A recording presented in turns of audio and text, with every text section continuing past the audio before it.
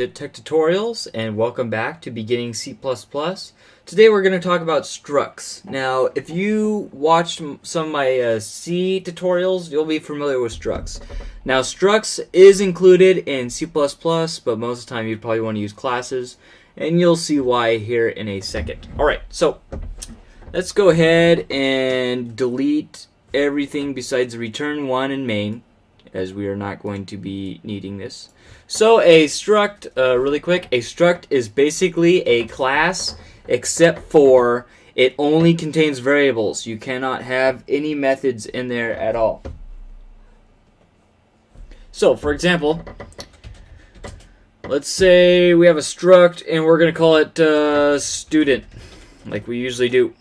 And you see here that IntelliSense here automatically put a semicolon at the end of that. You need a semicolon just like in classes. So then we're going to have a char first name. So this is going to be very similar to what you saw last time. Char last first initial. It's going to be first initial. Last initial. Last initial. And int grade number, int number of classes, etc., etc. And also let's introduce probably the first thing that you've seen was strings. Strings are basically multiple characters. So this is how we have to do strings right now. So for example, if we had name, so this is basically a string, right?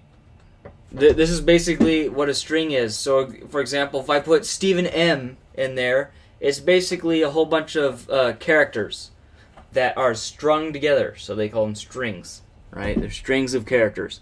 So as of right now, we don't know of a string class yet, because basically, like I said, a string is an array of characters. It's extending upon this this guy here. So let's say we have, let's just mess around with it. It's an array, and we went over arrays last time, so let's go ahead and mess around with it. All right, so structs here, we could do exactly the same thing by doing a first initial. We're gonna do, first of all, we're gonna do a student, but we might have a class. Oh, that's class system. Okay, so we're gonna say student Steve, and then basically what we're going to do, we're going to initialize those values. Now, all you have to do with that is you do the brackets, and you do it in the order that you have it. So, for example, I mean, you could initialize it this way, all at the beginning. Oops, I hit cap lock. For example, we're going to say S, and then M, right?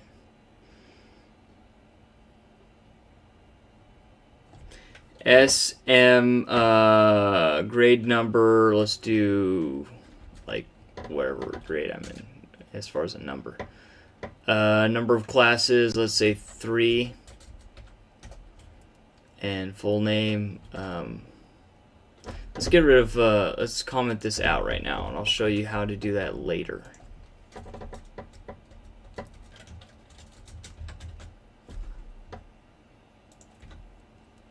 So, actually, these guys are not semicolons, they're just colons here. The reason why I don't have this memorized is I never do this. I never do it this way. It's probably not the best way to go about doing it. So, that is one way to do it, and you'll see here, cout, and we'll say Steve dot first name, and you see there IntelliSense is automatically popping that up for me. So let's go ahead and take a look at that.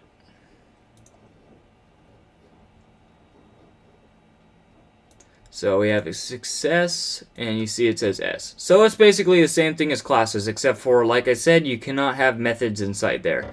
You could have methods after, functions after. You could have functions here that deal with this, and I'll talk about that in a second.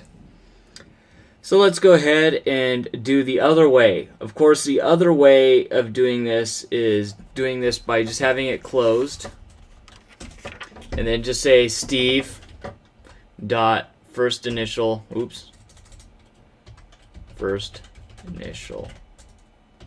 is equal to S. Succeeded very quickly, and there you go. It says S. So you can do it either way. Probably want to use this because you actually know what you're setting up here. It's a little cleaner, and it's the same number. It's the same number of lines. So, except for there's no brackets. But you could still this way forget to initialize something, but you know, it is how it is. All right, so yeah, so you can see that, of course, you could have multiple instances of it. So let's say Paul, and then Paul dot first initial equals P. Okay, so now, for example, if we add this here, and we just put a semicolon there, and then we ran that without debugging, I forgot to put another debug line here. Oops. So let's say I did another debug line.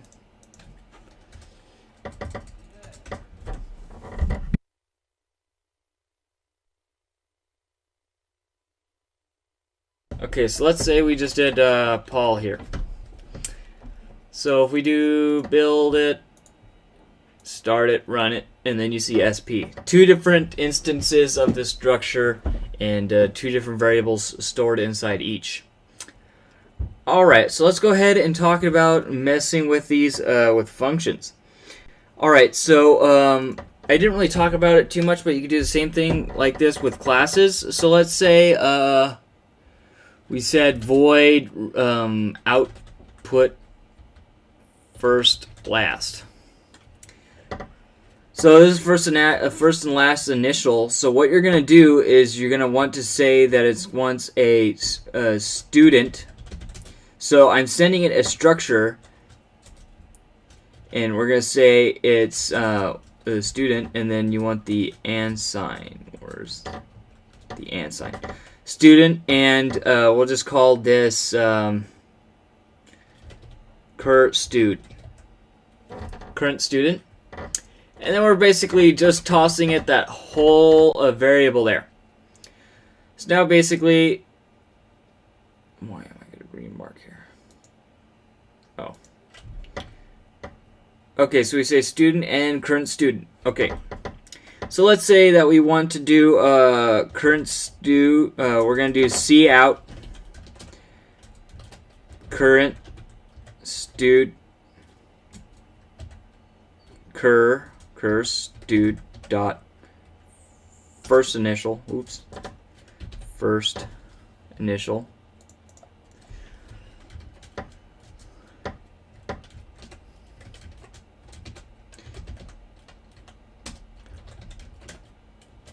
current stud dot last initial. Alright, so now let's go ahead and tell it that we want to do that. So first, we need to, of course, tell it what its first and last initial is. So I'm going to set the last initial here. Last initial is going to be M. And then I'm just going to get rid of this, and we're going to say here we want output first, last, and then we're going to send it to Steve. So that is a student type, and we are going to send it that instance, and it will do S and M, as you see there are two different lines. And then we could just do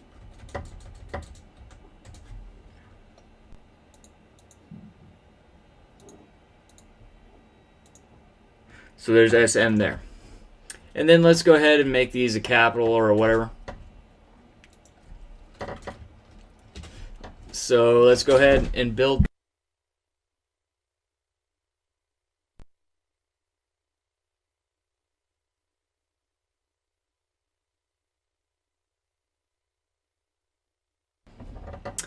Alright, so we just capitalized it, and there you see SM. So that's exactly what we want, and you see that we sent it these two, that there's no output, there's no cout down here, there's only cout inside this function.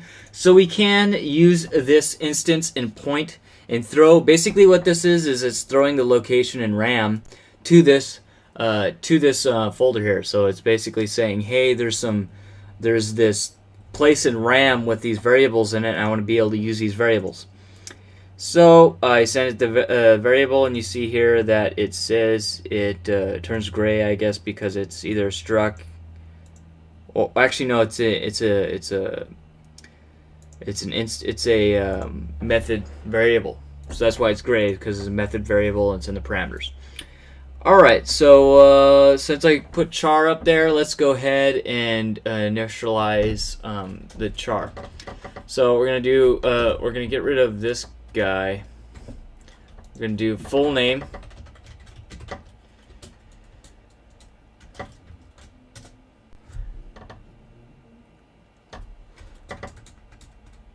So we're gonna say equals, I believe I went over this last time.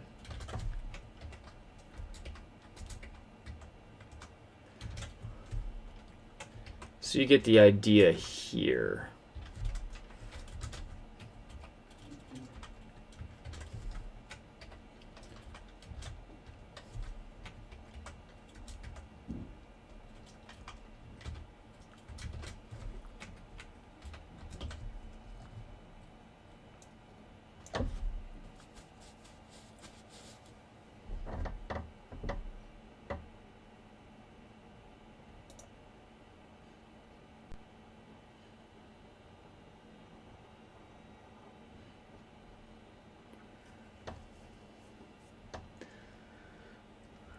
Alright, so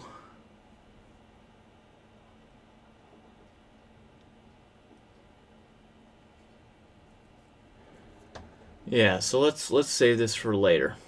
It's too hot right now for me. It's too hot in this room. We'll save this for later. We'll just use the object that they already created for strings, and I'll maybe talk about how they did that when we go over strings. Alright, so yeah, that's about it. You get the gist of how to create a structure here and use it, and use the variables, and how you could pass instances like that through. So this works for classes and structures, but classes you do not use the and sign. So this is the basis of it, and yeah, so if you like this video, please subscribe for more videos like it in this series and other series as well. If you have any questions, email me. The links to the book that I'm using as a reference is in the description. And thank you for watching. If you like this video, please subscribe. And see you guys next time. Later. Peace.